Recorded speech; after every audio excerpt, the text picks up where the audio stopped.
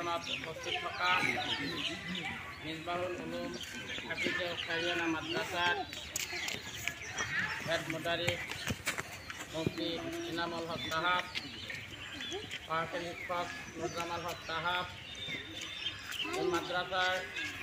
সম্মানীয় সম্পাদক মজিবুর রহমান ডাঙরিয়া, আমার এই গাঁৱৰ আমাৰ এই অঞ্চলৰ আমাৰ গাঁৱৰ বয়োজ্যেষ্ঠ লোকসকল, মৰমৰ ছাত্ৰ, দেশখন যেতিয়া পৰাধীন হৈ আছিল 1947 চনত যেতিয়া আমাৰ এই দেশখন স্বাধীন হৈছিল, ভাৰত চৰকাৰ আইন 1935 চনত যেটো গঠন কৰা হৈছিল, সেই ভাৰত চৰকাৰ আইন 1935 চনৰ কিন্তু দেশখন স্বাধীন হোৱাৰ পাছত সংবিধানৰ প্ৰয়োজন আৰু এই সংবিধানখন